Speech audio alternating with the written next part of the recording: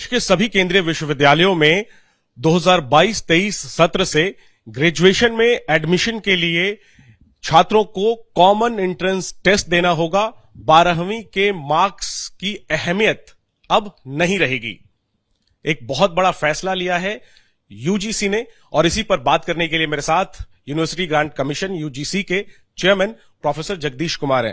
Professor साहब, स्वागत है आपका एबीपी न्यूज पर। यह बहुत बड़ा फैसला है, इसके बारे में हमारे दर्शकों को बताइए। देश भर में जो बच्चे ग्रेजुएशन में एडमिशन इस बार लेना चाह रहे हैं, उनको बताइए कि ये जो बदलाव आया है ये क्यों लाया गया है, क्या बदलाव है और कैसे एडमिशन अब होंगे तमाम सेंट्रल यूनिवर्सिटीज में ग्रेजुएशन में इस नए सत्र से। देखिए, अब तक हमारा देश में अलग अलग यूनिवर्सिटीज में एडमिशन प्रोसीजर अलग अलग है यूजी एडमिशन्स के लिए, और students they have to get very high scores, 95%, 99% ऐसा भी है, और अलग अलग एंट्रेंस एग्जामिनेशंस को भी लिखना है।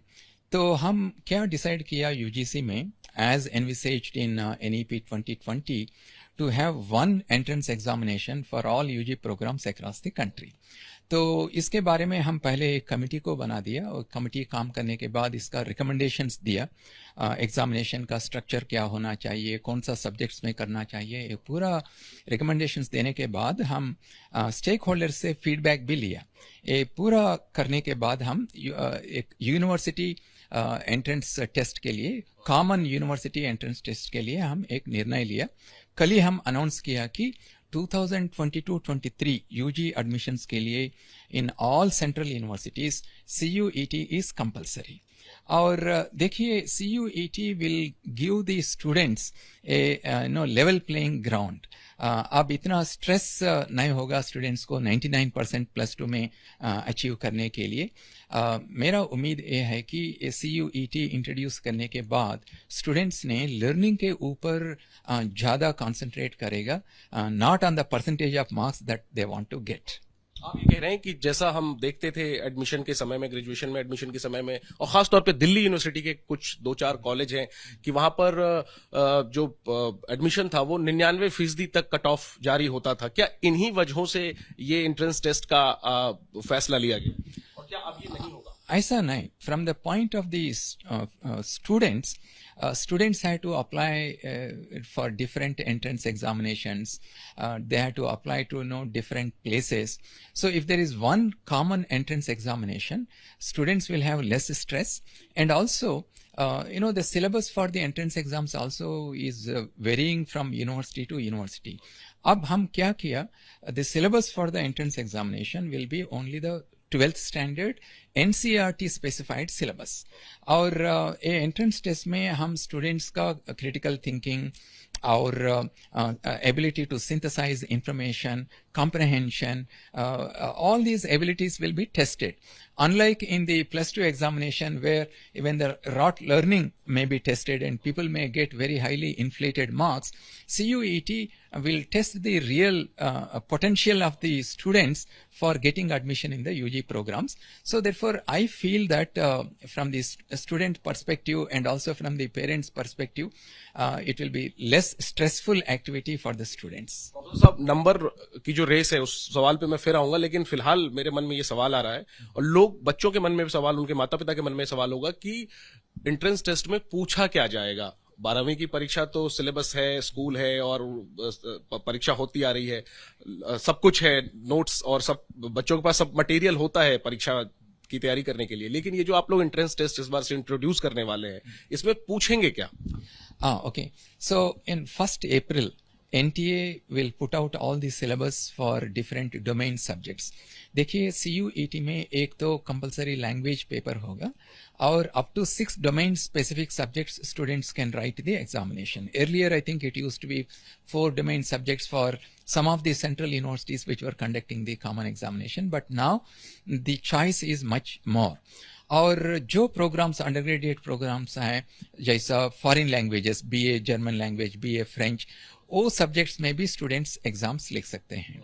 और ये तो मल्टीपल चॉइस क्वेश्चंस होगा, कंप्यूटर बेस्ड टेस्ट होगा. You solve the answers on a piece of paper और कंप्यूटर में आप करेक्ट आंसर को चूज कीजिए. So there is no need to have any proficiency in using computers to write this CBT exam. और हम ये भी कोशिश करेंगे for rural students, for remote area students, हम नज़दीक में एनटीए का सेंटर्स को अरेंज करने के लिए भी हम कोशिश करेंगे. और हमारा वेबसाइट में एक प्रैक्टिस सेशन भी हम अरेंज करेंगे so that students well in advance can practice on the website this test and get familiar with the examination. यानी आप कह रहे हैं कि सिलेबस आप जारी करने वाले हैं, प्रैक्टिस सेट भी जारी करने वाले हैं ताकि विद्यार्थी अपनी पूरी तैयारी कर लें, और जो ग्रामीण इलाके हैं वहां पर आप एनटीए सेंटर जो है वो देंगे भी. लेकिन सर जो भारत है बहुत विविधता है, मेट्रो भी है और गांव भी है, तो कैसे आप ये लेकिन इंश्योर करेंगे कि चाहे वो बच्चा दिल्ली और मुंबई में हो या फिर उड़ीसा झारखंड के गांव में हो, बिहार के गांव में हो, उसको बराबर का अवसर मिलेगा, सुविधा उसको बराबर मिलेगी, कोई भेदभाव नहीं होगा, ये आप कैसे इंश्योर करेंगे और ये कितना बड़ा चैलेंज है? एंट्रेंस टेस्ट में एक विषय पर हम ध्यान रखना, जो स्टूडेंट्स इनका मातृभाषा में +2 तक पढ़ा, इन्होंने एंट्रेंस टेस्ट भी मातृभाषा में लिखे तो क्या होगा, इनको it is much easier for them to attempt the questions. उसीलिए CUET will be conducted in 13 languages, 1 English and 12 Indian languages. So this is a very good opportunity for the students, so they don't have to be really worried about an English examination. It will be in their own mother tongue. और हम well in advance we are also telling that it is NCERT based syllabus for each subject, and it will be posted on the NTA website. So since it is known to them in from which syllabus the questions will come, and since they can write in their own mother tongue, and the test center will be closer to their town, the nearby areas, I think it will provide a greater opportunity for many students to participate in the CUET and also apply to some of the best universities across the country. हालांकि अब कई लोगों को लगेगा ये सवाल कि ऐसा नहीं हो सकता, लेकिन फिर भी कई ऐसे इलाके हैं सर, और समाज के कई ऐसे हिस्से हैं जहां पर कि 12वीं तक भी बच्चे को कंप्यूटर ऑपरेट करना नहीं आता या कंप्यूटर वो नहीं चला पाता. तो अगर वो सीधा एंट्रेंस एग्जाम के लिए उसको कंप्यूटर पर परीक्षा देनी होगी, तो उसके लिए आपने क्या व्यवस्था की है वैसे बच्चों के लिए जो पिछड़े इलाके से या समाज के पिछड़े तबके से आते हैं और वो सेंट्रल यूनिवर्सिटी में पढ़ना चाहते हैं, कंप्यूटर नहीं जानते हैं कंप्यूटर ऑपरेट करना? तो बेशक बहुत कम ये वर्ग हो सकता है क्योंकि अब सूचना क्रांति आ गई है, लोग कंप्यूटर मोबाइल जानते हैं, लेकिन फिर भी वो जो जिनकी तरफ मैं इशारा कर रहा हूं उनके लिए आप लोगों ने क्या इंतजाम? मुझे लगता है आप विलेजेस को नहीं गया आजकल. मैं गांव से हूं और मेरा गांव में हमारा बच्चों को मैं देखता हूं बहुत स्मार्ट लोग हैं. और to write CUET you don't have to be a computer expert. Computer ready रहेगा आपको और एक माउस रहेगा, सिर्फ आप माउस को यूज करके कौन सा करेक्ट आंसर है इसके ऊपर आप क्लिक करना है, इतना ही आपको कंप्यूटर यूज करने में नॉलेज होना चाहिए. So what is required for you is to work hard using this syllabus and come prepared well for the examination. Don't worry about the computer and other things. That will be the easiest thing to handle. तो केवल objective सवाल होंगे, केवल वस्तुनिष्ठ सवाल होंगे, और क्या नेगेटिव मार्किंग भी होगी? This is objective question paper, and multiple choice will be there.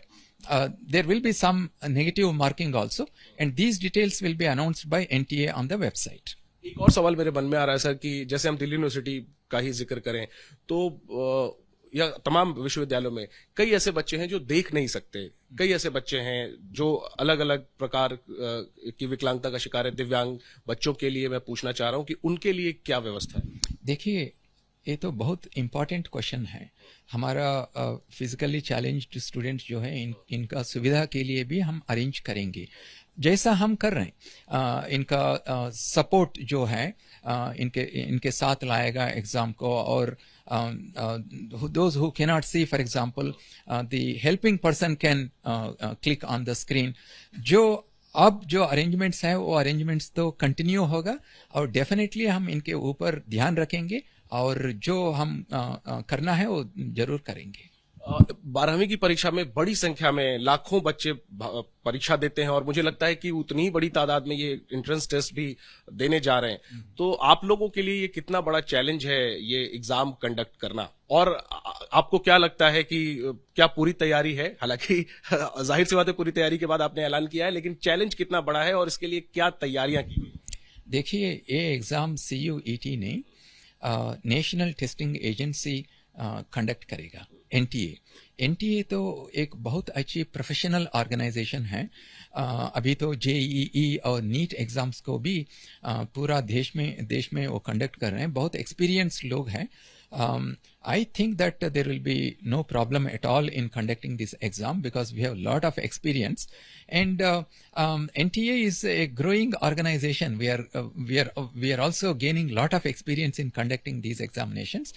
We are fully geared to conduct the CUET.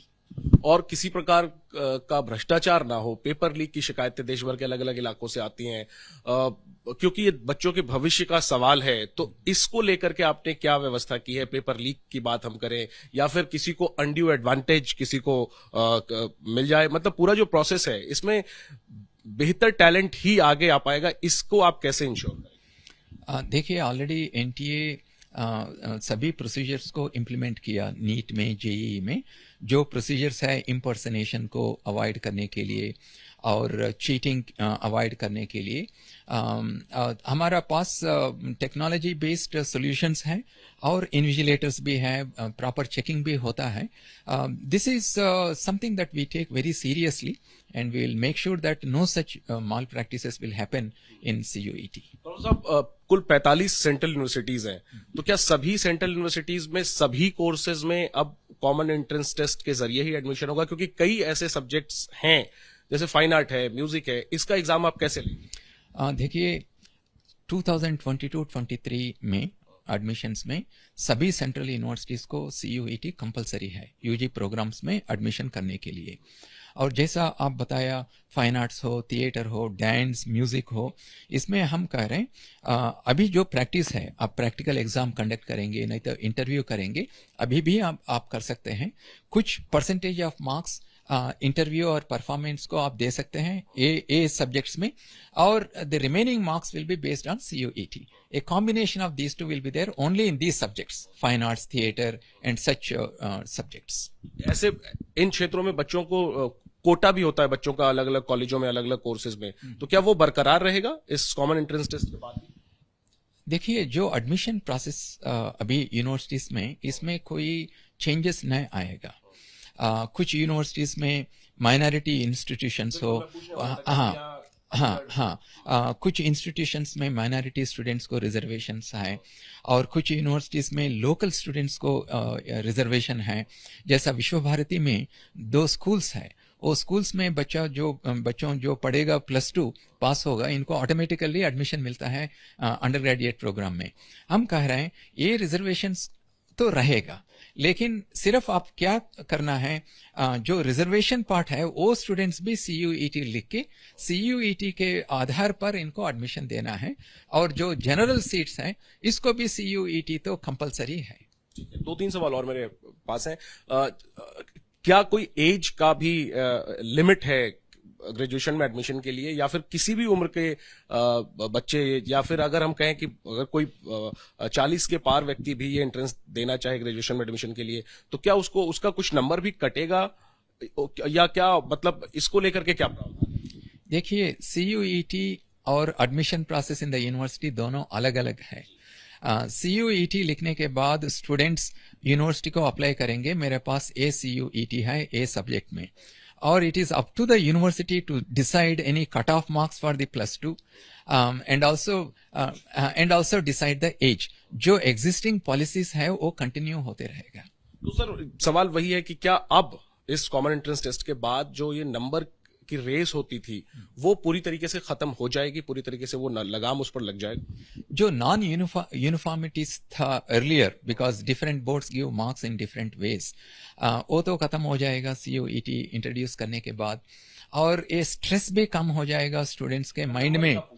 हाँ हाँ मैं नंबर कट ऑफ मार्क्स जो 98%, 99% आते थे, वो क्या अब नहीं आएंगे? वो भी खत्म हो जाएगा। अब तो आप, there is no need for you to get 100%, 98%। आप एनसीईआरटी सिलेबस के ऊपर ध्यान देके आप सीयूईटी में अच्छी स्कोर्स आप लाना, वो बहुत इंपॉर्टेंट है। See what happens is in +2, because sometimes students may get high marks only through rote learning.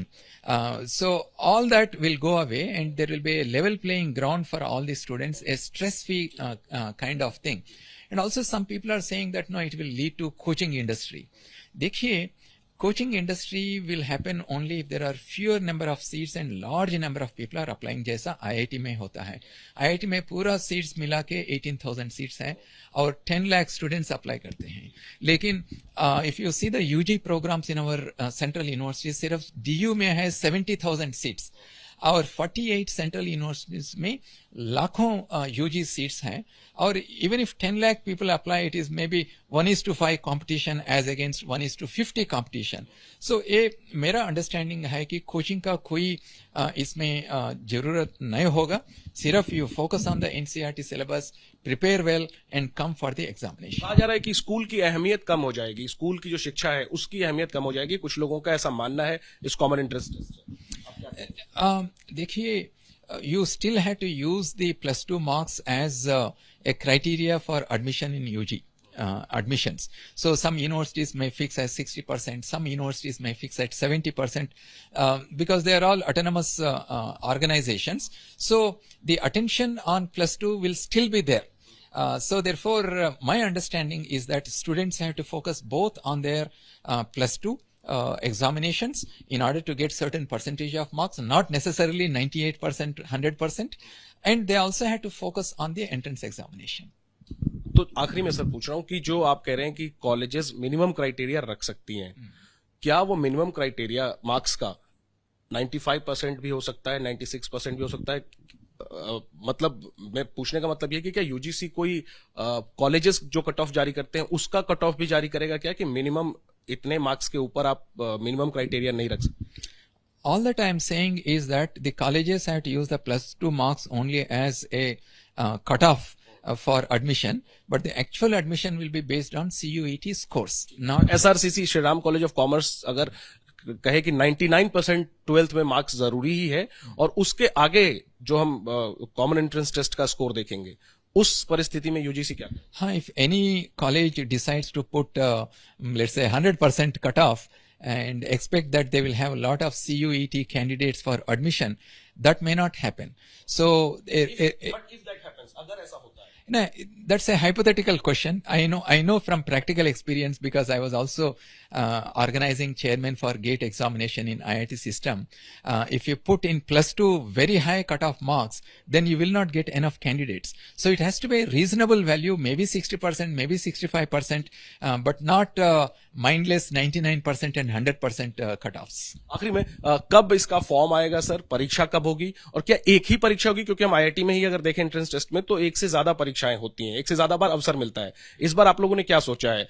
3 सवाल है मेरे आखिरी में, फॉर्म कब आएगा, परीक्षा कब होगी और क्या एक ही परीक्षा होगी या एक से ज्यादा परीक्षा? हाँ, एनटीए फॉर्म को, ऑनलाइन फॉर्म को फर्स्ट वीक ऑफ अप्रैल में शुरू करेगा और exam first week of July में होगा।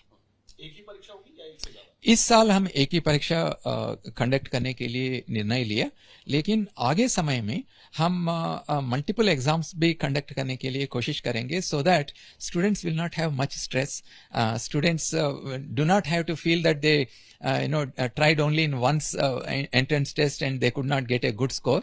So we would like to make sure that from the students' perspective, the entrance examination provides better opportunities for them to get admission in the best of the universities of our country. Sir एक सवाल और मैं पूछना चाहता हूं कि जो 45 central university हैं उनमें तो इस बार कॉमन एंट्रेंस टेस्ट से एडमिशन होगा ग्रेजुएशन में, लेकिन जो अलग अलग स्टेट यूनिवर्सिटीज हैं उनमें, और मैं ये भी पूछना चाहूंगा कि क्या प्राइवेट यूनिवर्सिटीज को भी आप ये कहेंगे कि इसके जरिए एडमिशन ले?